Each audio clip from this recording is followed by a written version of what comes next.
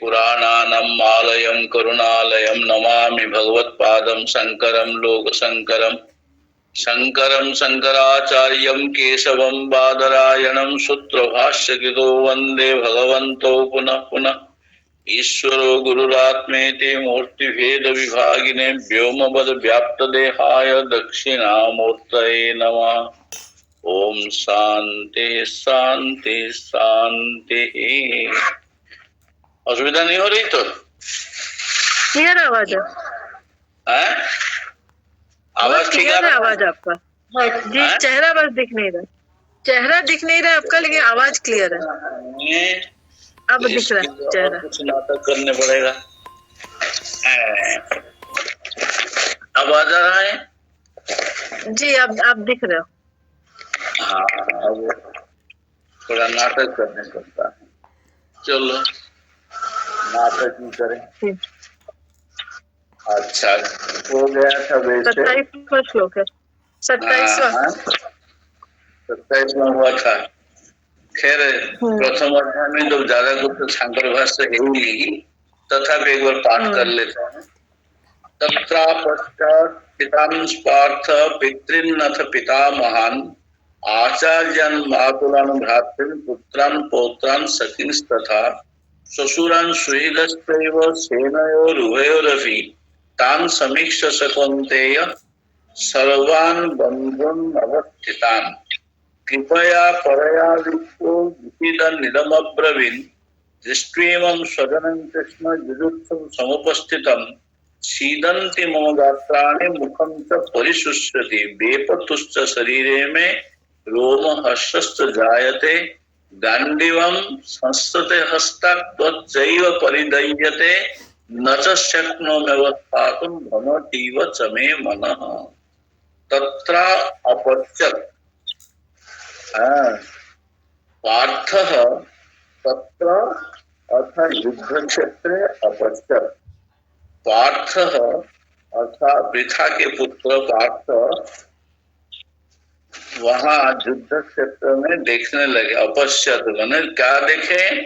पितृन अथ पितामहान माने पिता, पितृन बहुवचन दिया है, पितामहान भी बहुवचन दिया है। तो पितृन अर्थात कितने पिताएं हैं? अर्थात पितृ शब्द से जैसे पिता, चाचा, ताऊ सब आ जाते हैं। और पितामहन, पितामह भी कई हैं। आचार्य, आचार्य भी एक नहीं है, द्रोणाचार्य तो थे ही थे, कृपाचार्य भी थे। तो इसी प्रकार आचार्य, मातुलान, मामा बहुत थे, भ्रातृन भाई भी, भाई तो थे, भाई भाई तो लड़ रहे थे, पुत्रान, पौत्रान, सखी तथा तो मित्र हैं, और ससुरान। ससुरान तो आजकल हिंदू में प्रयोग नहीं होगा, क्योंकि मुसलमान में प्रयोग हो जाता है। तो ससुरान तथा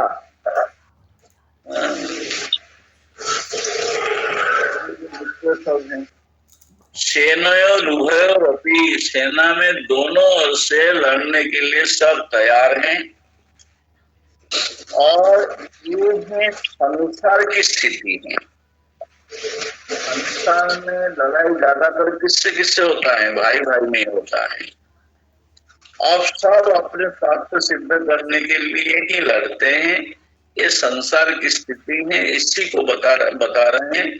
संसार की स्थिति को देख करके कृपया परयाविष्टो विचिदन निदम अब्रवीत, वो कृपया परयाविष्ट पर कृपा अर्थात श्रेष्ठ कृपा के अंदर पढ़ करके आविष्ट होकर के बिल्कुल विचिदन माने दुखी होकर के ये कहने लगे। क्या कहने लगे? हे कृष्ण, इमं स्वजनम दृष्ट्वा, हे कृष्ण इमं स्वजनम दृष्ट्वा, ये सब अपने स्वजन व्यक्तियों को देख करके, और कैसे स्वजन? जुजुत्सुम समुपस्थितम, सब युद्ध करने के लिए आए हुए हैं। ये जुजुत्सुम, जुजुत्सुम अर्थात युद्ध करने के लिए जो आए हुए हैं, उपस्थित हुए हैं, इनको देख करके मेरी तो अवस्था खराब हो रही। क्या है? सीदंती मम गात्राणि मुखंच परिशुष्यति। हमारे गात्राणि शरीर में तो बिल्कुल ऐसा हो गया कि शरीर अंग शिथिल हो रहा है, मानो सब जोर चला जा रहा है। हे कृष्ण, सीदंती मम गात्राणि, हमारे शरीर संपूर्ण रूप से सीदंती अर्थात शिथिल हो रहा है, मुख सूख जा रहा है। बेपथुश्च शरीरे में, शरीर कांप रहा है। रोम हर्षस्त जायते, अर्थात रोम हर्षण हो रहा है। और गांडीवं संस्कृते हस्तात् त्वच्चैव परिदह्यते न च शक्नोमि अवस्थातुं भ्रमिति भ्रमतीव च मे मनः। और गांडीव भी हाथ से खिसक रहा है, और चमड़ा जो है, चर्म त्वचा जो है वो जल रही है, और मेरा मन भी भ्रमित, मानो भ्रमित हो रहा है। मैं क्या कर सकता हूँ? अधिक क्या बोलूं, खड़े होने में भी समर्थ नहीं हूँ। और क्या है? निमित्तानि च पश्यामि विपरीतानि केशव न च श्रेयं पश्यामि हत्वा स्वजनमाहवे। यहाँ देख रहे हैं क्या? निमित्तानि, क्या विपरीतानि निमित्तानि, जो कि अनुकूल नहीं है, प्रतिकूल है, ये हम देख रहे हैं। ये सब ये सब हम विपरीत देख रहे हैं। यहाँ कोई श्रेय न अनुपश्यामि, अर्थात कोई श्रेय और प्रेय, प्रिय और श्रेष्ठता। श्रेय क्या है? श्रेय जो है उत्तम होता है। यहाँ अच्छा तो कुछ दिखाई नहीं पड़ रहा है। सब मरेंगे क्या? हत्वा स्वजनम आहवे, आहवे युद्धे, आहवे अर्थात युद्ध में, स्वजनम हत्वा अपने जनों को मार करके, न च श्रेय अनुपश्यामी, यहाँ कोई अच्छा हमको दिखाई नहीं पड़ रहा है। इससे पहले थोड़ा सा नजर दीजिए, जो क्या है दुर्योधन के बातों में, वो क्या कर रहे हैं? अन्ये च बहवसुरा मदर्थे त्यक्त जीविता नाना शस्त्र प्रहारणा सर्वे युद्ध विशारदा। मदर्थे त्यक्त जीविता, ये सब आए हुए हैं मेरे लिए मरने के लिए।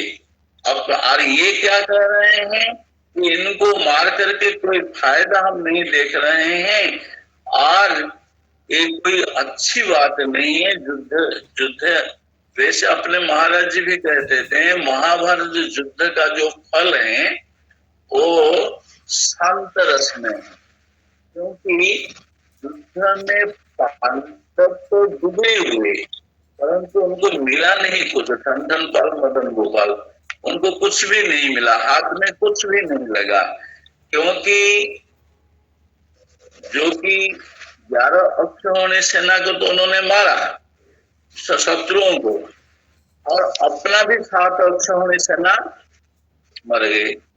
और उसके साथ साथ क्या हुआ ना, उसके साथ अपने जो 5 पुत्र थे वो भी मर गए, और द्रौपदी के 5 पुत्र के साथ साथ बाकियों का, जैसे घटोत्कच, अभिमन्यु आदि, और अर्जुन के पुत्र, भीम के पुत्र आदि, जहां जहां जिनका पुत्र थे वो भी सब मर गए। वो तो भगवान की कृपा से एक परीक्षित किसी भी प्रकार मरते मरते जिंदा हुआ। तो इसलिए नष्ट श्रेयो अनुपश्यामि अथवा स्वजन आहवे, आहवे युद्ध में कोई हम अच्छा ही हमको दिखाई नहीं पड़ता है। न कांक्षे विजयं कृष्ण न राज्यम सुखानि च किम राज्यम गोविंद किम भोगे जीवितेन वा। तो कह रहे हैं, देखो ये अपने जनों को मार करके इसमें हमें कोई उत्तमता दिखाई नहीं पड़ रहा है। और इधर वो क्या कह रहे हैं? ये सब हमारे लिए मरने के लिए आए हैं, और हम इनको मार करके जिंदा रहेंगे। दो आसुरी शक्ति और दैव शक्ति। और इधर क्या करें, हमें कोई आकांक्षा नहीं विजय की, क्यों न, हे कृष्ण विजयम न कांक्षे, विजय की आकांक्षा हमें है ही नहीं। और न च राज्यम सुखाने, राज्य व राज्य के सुख लेकर भी हम क्या करेंगे। किन्नो राज्य न गोविंद किम भोगैर जीवितेन वा, हे गोविंद ये राज्य हमको क्या करेगा, ये राज्य लाभ करके हमें क्या फायदा है, और इसको भोग भी लेकर के जीवन धारण करके भी क्या करेंगे, क्यों ना। अब कारण बता रहे हैं, येषाम् अर्थे कांक्षितम नो राज्यम भोगा सुखानि च अवस्थिता युद्धे प्राणस्त्यक्त्वा धनानि च आचार्या पितरः पुत्रास्तथैव च पितामहा मातुला श्वशुरा पौत्रा शाला संबंधिनस्तथा। तो येषाम् अर्थे कांक्षितम, जिनके लिए हम आकांक्षा करते हैं राज्य पा करके भोग करने की, जिनको लेकर के आकांक्षा करते हैं, और राज्य भोग और सुख आदि वे तो सब मर जाएंगे। ये तो सब प्राण त्यक्त्वा धनानि च, प्राण भी छोड़ चुके हैं, धन भी छोड़ चुके हैं। ते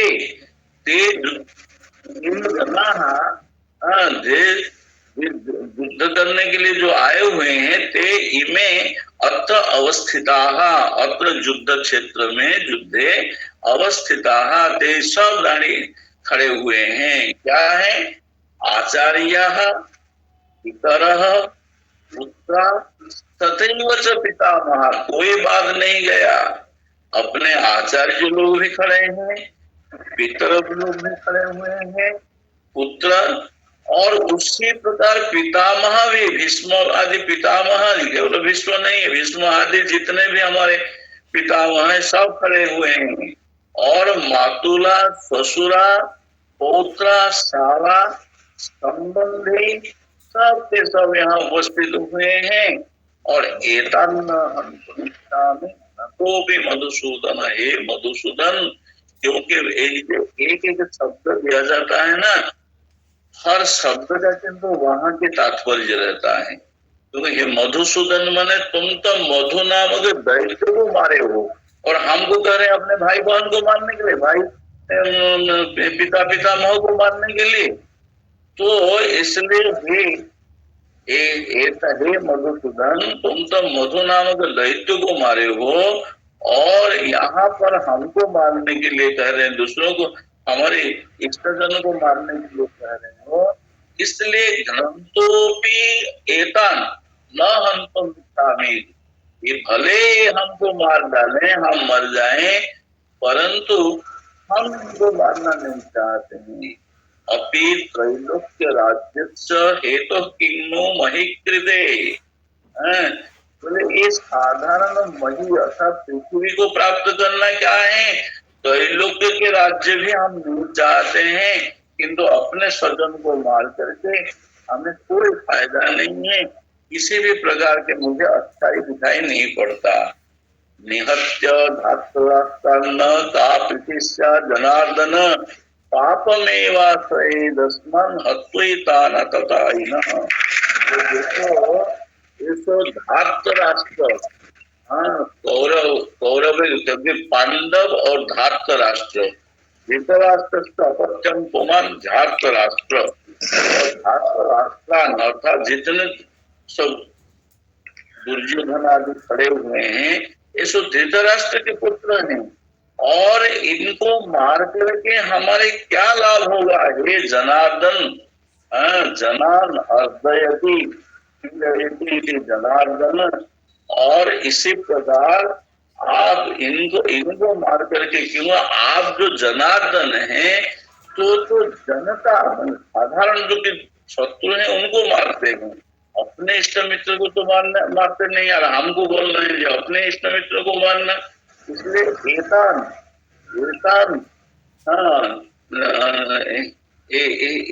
एतान अस्माकं मित्रान पुत्रान इत्यादि को हम नहीं मानना चाहते हैं। अभी तो आता निहत्य धातु राष्ट्र, अतएव वही धातु राष्ट्र को हम मारना नहीं चाहते हैं। इनको मार करके हमें क्या प्रीति होगी, क्या अच्छा मिलेगा।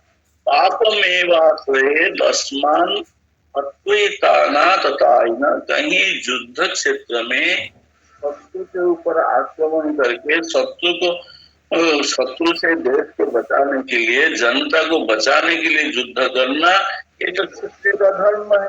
और यहाँ तो अपने सभी हैं, ये कोई शत्रु थोड़ी है, ये तो सब हमारे भाई बहन, भाई पिता पितामह आदि, ये सब तो अपने मित्र हैं। इसलिए इनको मारना तो पापमेवाश्रये, अपने जन को मारना इसमें तो पाप ही होगा, पुण्य तो नहीं होगा। आतताई न, यद्यपि आतताई है, जितने भी कर्म इन्होंने कहा किया है हम लोगों को मारने के लिए, भीम को जहर देने से आरंभ करके लक्षागृह में मारने के लिए कोशिश करते हुए जितने प्रकार के कार्य किए हैं सब आतताई हैं। परंतु इनको मार करके भी हमें कोई लाभ नहीं है, क्योंकि ये इनको मारने से हमको पाप लगेगा। तस्मान् नारहा वयं हन्तुं धार्तराष्ट्रान् स्वबान्धवान् स्वजनं हि कथं हत्वा सुखिनः स्याम माधव। हे माधव, आप तो माधव हैं, माँ अर्थात लक्ष्मी, लक्ष्मीपति हैं। माने आप लक्ष्मीपति होकर के लक्ष्मी को कभी मारना चाहते हैं? जिस प्रकार से आप माधव हैं, लक्ष्मीपति हैं, इसी प्रकार ये भी तो हमारे बंधु बांधव हैं। न अर्हा, हम इसको करने में समर्थ नहीं है। वयम न अर्हा, तस्मात् न वयम हन्तुम अर्हा, इनको मारने के लिए तस्मात् धार्तराष्ट्रम स्वबान्धवान्, क्योंकि ये हमारे बांधव हैं, अपने स्वजन हैं। ये जो धार्तराष्ट्र हैं, इनको इसीलिए हम मारना नहीं चाहते हैं। जिस प्रकार आप माया धव अर्थात लक्ष्मीपति होने के नाते अपने स्वजन को नहीं मारते हैं, इसी प्रकार हम इनको भी मारना नहीं चाहते हैं, मारने में समर्थ नहीं होते हैं। स्वजनम ही कथम हत्वा सुखिनः स्याम। हे माधव, आप जैसे लक्ष्मी को नहीं मार सकते हैं, इसी प्रकार हम भी अपने स्वजन को मार करके एक सुखी रहेंगे। इसी प्रकार हम भी सुखी नहीं हो सकते हैं। तो इसलिए कह रहे हैं, यद्यप्येतु न पश्यन्ति लोभोपहतचेतसः कुलक्षयकृतं दोषं मित्रद्रोहे च पातकं यद्यपि एते दुर्योधनादयः। ये जो दुर्योधनादि आए हैं, ये सब क्या है? लोभोपहत, लोभ के द्वारा इनका चित्त हरण हो चुका है। तो लोभ के द्वारा चित्त हरण होने के नाते उनका चित्त तो बिल्कुल नष्ट हो चुका है। तो इसमें वो कर सकते हैं, तो वो करेंगे तो इसके लिए हम भी करेंगे, ये बात तो नहीं है। क्यों? वो कहाँ आएगा? कुलक्षय कृतं दोषम मित्र द्रोहे च पातकम। कुलक्षय, अपने कुल नाश होगा, कोई पिंड देने के लिए, तर्पण करने के लिए नहीं रहेगा। और मित्रद्रोह, मित्रद्रोही कृतघ्नस्त जेनाविश्वास घातक, कालिदास का घटना है। अर्थात कालिदास एक राजकुमार जंगल में जाकर के भटक गए, और भटक करके रात को क्या करेंगे, पेड़ में रहे, और उसी समय एक शेर आया। जो देखो ये मनुष्य, पेड़ में जो भालू था, तो दोनों में शस्त्र हुआ कि पहले हम स्वयं पहरा देना और तुम चलोगे, हम पहरा देंगे। तो पहले भालू पहरा दिया, और वो तो भालू को पहरा दिया और फिर राजकुमार सो गया। तो फिर आया नीचे, हमको दे दो, ये मनुष्य तुमको धोखा देगा, इसलिए तुम इसको पेट से गिरा दो, हम खा करके चले जाएंगे। तो निश्चिंत रहो। तो भालू किंतु नहीं माना। हाँ, बोले ना, हम मित्र को नष्ट नहीं, द्रोह नहीं करेंगे। उसके पश्चात फिर क्या भालू सो गया, राजकुमार जगह। तो इस समय फिर आया, बोले ये तो भालू को सवेरे तुमको खा जाएगा, अब रात को हम आए हैं, उसको नीचे धकेल दो, हम खा जाएंगे, चले जाएंगे, तुम शांति से विश्राम करना और सवेरे चला जाना। तो राजकुमार तो उसको फिर फेंकने के लिए कोशिश किया, पर भालू था बुद्धिमान, उसने क्या किया, नखून को पेड़ में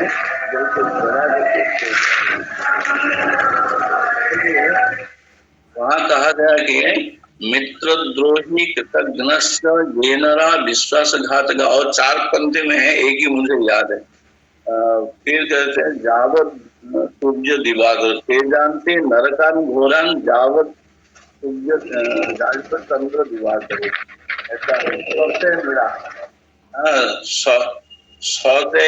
लाइन ऐसा करके द्वितीय लाइन, तृतीय लाइन है मित्रद्रोही कृतघ्नश्च येनरा विश्वासघातक।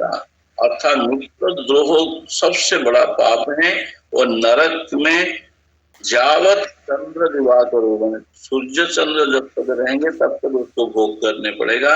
तो इसलिए कुलक्षय दोष और मित्रद्रोह रूपक पाप, ये दोनों हम नहीं करना चाहते हैं। इसको हम नहीं, हमें नहीं लग रहा है। पापादस्मा निवर्तितुम् कुलक्षयतितं दोषं प्रपश्यद्भिः जनार्दन। हे जनार्दन, इस प्रकार आप तो जनार्दन है, जनान अर्दयति, अतएव ऐसे जो शत्रुजन है उनको आप मारते हैं। तो कथम न ज्ञेयम अस्माभिः पापा दस्मा निवर्तितम, ये जो पाप हैं, इन पाप से हम अपने को कैसे बचाएंगे? इस पाप से बचाने के और क्या रास्ता है? इसलिए हमें तो यहाँ कुलक्षय का दोष परिष्कार साफ दिखाई पड़ रहा है। कुल को नष्ट करने का जो दोष है वो हमें साफ दिखाई पड़ रहा है।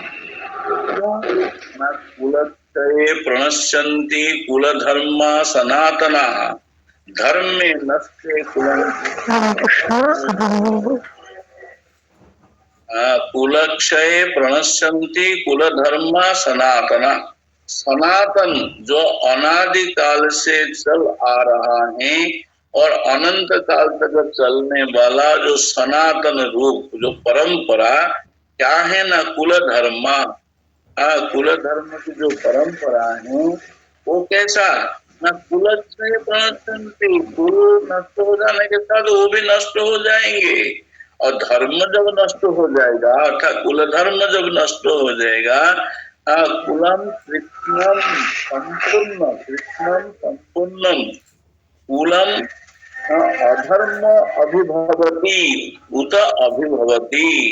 अर्थात जब धर्म नष्ट हो जाएगा तब क्या होगा, अधर्म में प्लावित हो जाएगा, अधर्म भर जाएगा, जो आजकल हो रहा है विशेष करके। इसी प्रकार चार ओर से पाप दबा देगा, चार ओर से पाप भर जाएगा। तो इससे क्या होगा, अधर्माभिभवात् कृष्ण प्रदुष्यन्ति कुलस्त्रियः स्त्रीषु दुष्टासु वासनेय जायते वर्णसंकरः। अधर्म अभिभवात्, जब अधर्म से अभिभव होगा, उत्पत्ति होगा, अर्थात अधर्म जब बाहुल्य होगा तब क्या होगा, कुलस्त्री जो है, ये कुलांगना है, वो सब दूषित हो जाएंगी। अर्थात माताओं के लिए कोई तपस्या आदि की कोई प्रयोजन नहीं है, एकमात्र सतीत्व रक्षा करना ही माताओं का तपस्या है। एक सतीत्व रक्षा द्वारा पुरुष का जितने पुण्य फल हैं उसका अर्धेक स्वतः मिल जाता है।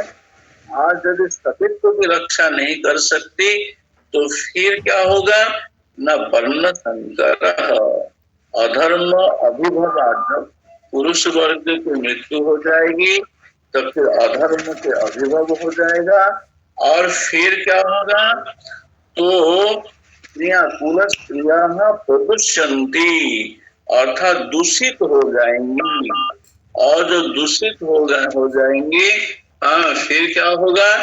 दूषित हो जाने के पश्चात दुष्टासु हे वार्ष्णेय। देखिए यहाँ वार्ष्णेय शब्द दिया तो आप विष्णु वंशीय, आप अपना कुल को तो नष्ट नहीं कर रहे हैं, आप तो विष्णु वंशीय और हमको बोल रहे हैं अपने लोगों को मार डालो। तो इसलिए हे वार्ष्णेय, हे विष्णु वंशीय, स्त्रीषु दुष्टासु, जब स्त्रियां दुष्टा हो जाएंगी, दूषित हो जाएंगी, अर्थात उससे क्या होगा? उत्पन्न जायते वर्ण संकर, वर्ण संकर की उत्पत्ति होगी। और वर्ण संकर होने से क्या होगा? शंकरो नरकायैव कुलघ्नानं कुलस्य च पतन्ति पितरो येषां लुप्त पिंडोदक क्रियाः। ये बहुत बड़ा कारण है, क्योंकि जहाँ वर्ण संकर उत्पन्न होता है उनको पिंडदान व जलदान तर्पण आदि में कोई अधिकार नहीं रहता है न। यहाँ की पिता माता के मृत्यु के पश्चात भी मुखाग्नि करने की अधिकार नहीं रहता है। शंकर नरकाय एव, नरकाय एव, जो कि वर्ण शंकर जन्म लेते हैं उनका तो शंकर माने नरक के लिए ही है। क्या कैसा? ना कुलघ्नानं कुलस्य च, क्योंकि कुल को नष्ट करने वाले, क्योंकि वे शंकर होने के नाते वो तो आदि तर्पण आदि नहीं कर सकते, उनके द्वारा कोई लाभ नहीं होगा पिता माता का व पितृ पुरुष आदि का। तो इसलिए पहले जैसे होता था, पहले शादी जो विवाह आदि होता है अपने वर्ण का विवाह तो होता वो, और अपने वर्ण के अतिरिक्त जो अन्य वर्ण के विवाह करते थे वो शंकर होते थे, परंतु कोई ना कोई अपने वर्ण का रहता था जो कि पिंड दान आदि कर सकते। तो ये कह रहे हैं शंकर नरकाय एव, क्योंकि पुत्र क्या होता है? पूतना कु नामक नरका त्रायते पुत्र, और कु नामक नरक से त्राण करने वाला जो पुत्र है। और विवाह किस लिए होता है? पुत्रार्थे क्रियते भार्या पुत्र पिंडोदक क्रिया। पुत्र प्राप्ति के लिए विवाह करें, और पुत्र का कर्म क्या है? लुप्त पिंडो, पुत्र का कर्म क्या है? पुत्रार्थ क्रियते भार्य पुत्र पिंड, पुत्र पिंड पिंडोदक, तो पिंड एवं उदक, उदक माने तर्पण। तो इसलिए विवाह करके संतान जन्म लेना चाहिए। परंतु शंकर जाति होगा, जब वर्ण शंकर होगा तो उनको अधिकार नहीं रहेगा। इसलिए क्या हुआ? न पतन्ति पितरो येषां लुप्त पिंडोदक क्रिया। तो इससे क्या? पिंड एवं उदक क्रिया जब लुप्त हो जाता है तो पितर जो है वो सब नरक में जाएंगे। पतन्ति, पतन हो जाता है उनका, स्वर्ग जाना तो दूर की बात है। पिंड उदक क्रिया, क्योंकि पिंड दान के द्वारा पितृ पुरुषों को जो अन्न जल आदि मिलता है, खाद्य आदि मिलता है, वह उसके द्वारा उनका कल्याण होता है।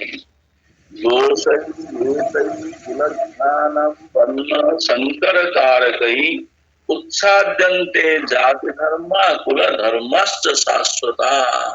इसी प्रकार एतई दोषई, कैसा दोष है? ना वर्ण शंकर कारकई एतई दोषई, एतई वर्ण शंकर कारकई दोषई। ये जो वर्ण शंकर करने वाला जो दोष, क्योंकि युद्ध में जो आए हुए हैं पुरुषगण, क्योंकि पहले हमारे परंपरा ये नहीं थे जो माताएं युद्ध करने के लिए जाएं।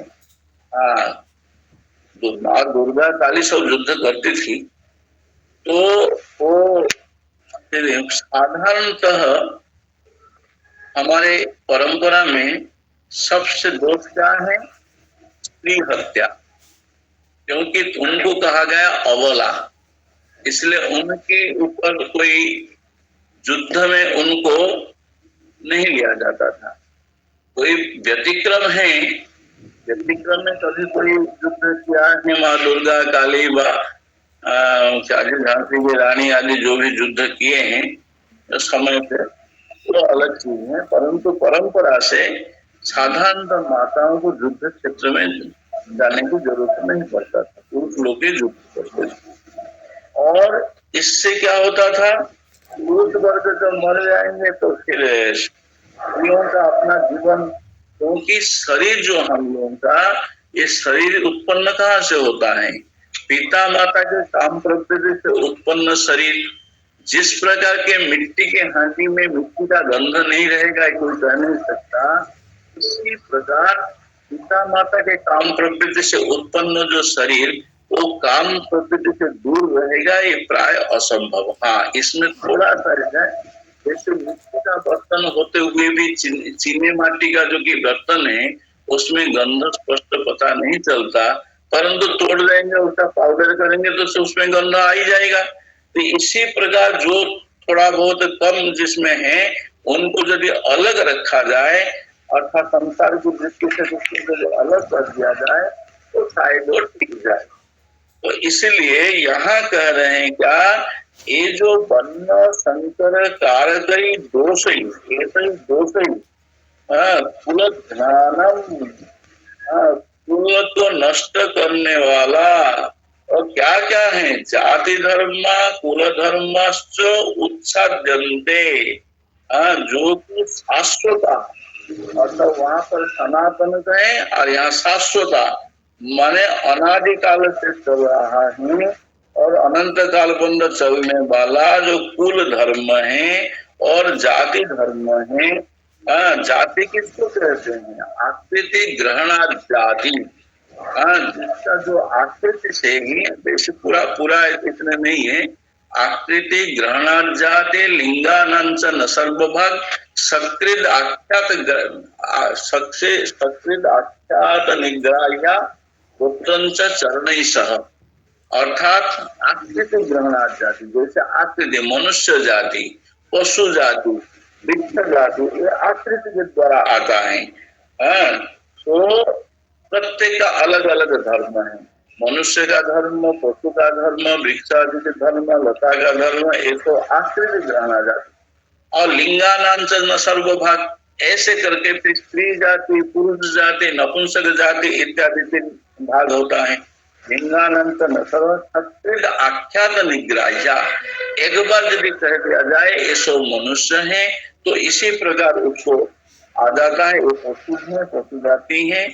और गोत्रम चरण ऐसा, ये ब्राह्मण जाति है, इनका एक गोत्र है, ये वशिष्ठ आदि के हैं, ये भारद्वाज गोत्र है, उसमें भी भिन्न होता है। तो इसी प्रकार जाति का प्रत्येक का अलग अलग धर्म होता है, अर्थात जाति आदि के आधार पर सब धर्म होता है, सबके एक धर्म नहीं होता है। तो इसी प्रकार जाति धर्म और कुल धर्म जो शाश्वत है, इस सब के सब अनादिकाल से आ रहा है, इस सब के सब जनते अर्थात नष्ट हो जाएगा। और नष्ट होने से क्या होगा? उत्सन्न कुल धर्माणम मनुष्याणम जनार्दन नरके नियतम बातो भवते अनुसुष्टुम। हम जो कर रहे हैं ना, अर्जुन करें, हम तो केवल युद्ध करने के लिए नहीं आए हैं, हम गुरुकुल में रह करके वेदादि अनुसुष्टुम, माने पश्चात गुरु जी जो उच्चारण करके हमको सिखाते थे उसको हम श्रवण किए हैं, गुरुकुल में रह करके हमने अध्ययन किया है। तो क्या अध्ययन क्या है? वो कह रहे हैं उत्सन्न कुलधर्माणम मनुष्याणम, उत्सन्न कुलधर्माणम मनुष्याणम। हे जनार्दन, हे श्री कृष्ण, उत्सन्न कुलधर्माणम, जिनका कुलधर्म उत्सन्न हो गया। अभी आजकल घर घर में भ्रूण हत्या हो रहा है। इसमें तो हमने सब सोचते हैं एक ही संतान क्या है, दो संतान बाई चांस हो जाता है तो भी मार डालते हैं, गर्भों में मार देते हैं। एक बार जादवपुर यूनिवर्सिटी में एक सेमिनार था जिसका उद्घाटन करने मुझको बुलाए। वहां उन्होंने कहा, जो आए थे स्विट्जरलैंड से, अरे थे और वहां के साइंटिस्ट के रूप में रहे, अभी भी स्विट्जरलैंड में। तो उन्होंने कहा कि जो परसेंटेज है औसत, उसमें मनुष्य का आयु अभी बढ़ गया है। तो मैं तो उद्घाटन भाषण दिया था, फिर उन्होंने अपना बोला, फिर आए एक ही गाड़ी में आए, तो आपने बोला ये जो आप हिसाब किए हैं मनुष्य की आयु बढ़ गया, वो कैसे? क्योंकि हम तो जानते हैं द्रोणाचार्य 400 वर्ष के पुराण थे, पितामह भीष्म 400 के ऊपर उम्र के थे। आजकल तो एक भी उत्तर नहीं दिखाई पड़ रहा है। आप भगवान रामचंद्र के देखेंगे तो उनका 11,000 साल उम्र था, 1100 वर्ष उम्र था। भगवान श्री कृष्ण 125 साल में देह रक्षा किए, देह छोड़े। तो आप कैसे कहते हैं? कोई बचपन में मर जाता है, कोई वो जो बचपन में मरते हैं, वो जो वार्धक्य में मरते हैं, उसका एवरेज निकाल सकते हैं। अच्छा, आप लोग एवरेज निकाल करके पहले 50-55 लेते थे, आजकल आप क्या 65-70 ले रहे हैं। ये तो बोले हाँ, बोले जिनको गर्भ में मार डालते हैं, गर्भ के अंदर ही मार डालते हैं, बाहर आने नहीं देते, उनका कैलकुलेशन कौन करेगा? आप लोग करते हैं? हम नहीं करते। बोले गर्भ पे में तो मार दिए और बाहर आकर के काउंट कर रहे हैं कि इतने लोग इतने दिन जिंदा रहे। तो इसका क्या कैलकुलेशन है? इसलिए आप लोगों का कैलकुलेशन बिल्कुल गलत है, मान लिया उन्होंने उस समय। तो इसी प्रकार जाति धर्म कुल धर्म नष्ट हो जाएगा और कुल धर्मानम उत्सन्न, कुल धर्मानम माने जाति धर्मानम कुल धर्मानम कुल धर्मानम अर्थात जाति धर्म एवं कुल धर्म जो कहा गया उत्सन्न हो जाएगा, नष्ट हो जाएगा। मनुष्यानम, क्योंकि पशुओं का तो कोई कुल धर्म नहीं है, पशुओं का कोई जाति धर्म तो है नहीं, क्योंकि गाय का बच्चा 2 साल के बाद, महाराज भी कहते थे, हम भी अपने गौशाला में देख रहे हैं, गाय का जो बच्चा है, बछड़ा होता है, वो 2 साल के बाद फिर माँ को नहीं पहचानता है। 2 साल से पहले तो माँ को बढ़िया पहचानता है, तो 2 साल 2.5 साल हो गया तो कोई नहीं, वो माँ कोई कौन है, बाप कौन है, किसी को कोई नहीं पहचानता है। तो इसलिए ये जितने धर्म हैं, क्योंकि वैसे भी जो संविधान बना है वो मनुष्यों के लिए, बाएं चलने पर अपराध नहीं, नियम है बाएं चलने, दाहिने चलने पर अपराध है। तो उसमें एक्सीडेंट होगा तो मनुष्य को पकड़ा गया, यदि भैंस कुत्ता के एक्सीडेंट हो तो उसके लिए उनको जेल खाने में नहीं डाला जाएगा, उनके ऊपर कोई दोष नहीं लगेगा। इसलिए कह रहे हैं मनुष्यानम उत्सन्न कुल धर्मानम मनुष्यानम, जो मनुष्य नियम नहीं पालन करता है उनके लिए दंड का प्रावधान है। तो इसी प्रकार शास्त्रीय जो विधान है, पाप आदि है, वो भी मनुष्यों के लिए, देवताओं के लिए भी नहीं है और नारकीय पशु पक्षियों के लिए भी नहीं है, क्योंकि पशु पक्षी जो है वो भोग योनि है और मनुष्य जो है ये कर्म योनि है। जैसे जैसे कर्म करेंगे उसके आधार पर मनुष्य को पाप पुण्य के आधार पर फल मिलेगा। तो हे जनार्दन, उत्सन्न कुल धर्मानम मनुष्यानम नियतम नरके वासो भवति, नियतम बिल्कुल निश्चित ही नरक में निवास भवति इति अनुसुष्टम। ऐसा हम गुरुजनों से शास्त्र आदि के द्वारा अध्ययन किए हैं, हमने श्रवण किए हैं। गुरु जी ने जैसे कहा वैसे हमने श्रवण किया है। अहोबत महत पापम कर्तुम व्यवसिता वयम यद्राज्य सुख लोभेन हंतुम स्वजन मुद्यता।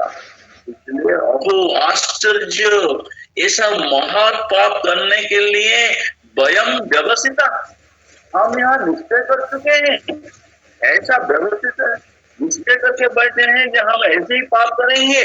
यद्राज्य सुख लोभेन हंतुम स्वजन मुद्यता, अपने सामान्य सुख प्राप्त करने के लिए अपने स्वजनों को मारने के लिए हम तैयार हुए, ये तो उचित नहीं। इसलिए क्या करना चाहिए? यदि माम अप्रतीकारम अशस्त्रम शस्त्रपाणयः धात्तराष्ट्राः रणे हन्युः तन्मे क्षेमतरम भवेत्। यदि माम अर्थात मेरे को, कैसे? अप्रतीकारम माने धृतराष्ट्र के पुत्र आदि दिल से युद्ध करेंगे, हमको मारेंगे तो उसका प्रतिकार हम नहीं करेंगे। और अशस्त्रम शस्त्रपाणय, अशस्त्रम शस्त्र धारण नहीं करेंगे, इससे क्या होगा ना? शस्त्र पाणय धातुराष्ट्र, जो धृतराष्ट्र के पुत्रगण शस्त्र धारण शस्त्र पाणी हो करके रणे हन्यु युद्ध में हमको मारेंगे, तन में क्षेमतरम भवे। क्षेमतरम माने मंगलतर। तर दिया है, तर तमो बहुनाम एक उत्कर्ष, एक व्याकरण का सूत्र। तर एवं तम अर्थात युद्ध माने क्षेमतर क्षेमतम माने दो में, अर्थात युद्ध में हमको हम मारेंगे या वो मारेंगे, तो ये दोनों में श्रेष्ठ कौन है ना? हम ही मर जाएंगे। तन में हन्यु, हम मर जाएंगे, ये अच्छा होगा। क्षमतर हमको कोई जरूरत नहीं। एवं अर्जुन संख्ये रथोपस्थ उपाविशन विसृज्य सतरं चापम शोक संविघ्न मानस। एवं उक्त्वा, इसी प्रकार कह करके अर्जुन संख्य अर्थात युद्ध थे रथोपस्थ, रथ के उपस्थ अर्थात पीछे की ओर, माने उपस्थ माने उसका पीछे हिस्सा ही मान लीजिए, माने उसी प्रकार उपाविशद वहां बस बैठ गए।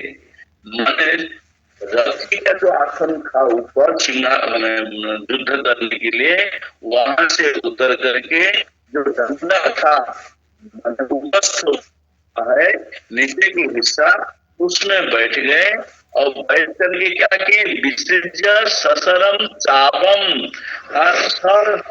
चाप अर्थात धनुष विसृज्य अर्थात विसर्जन करके शोक संविघ्न मानस अर्थात दुखी शोकग्रस्त से संविघ्न होकर के, बिल्कुल उद्वेलित होकर के, मन में शोकग्रस्त होकर के सर सहित तीर सहित धनुष को परित्याग करते हुए वे क्या किए?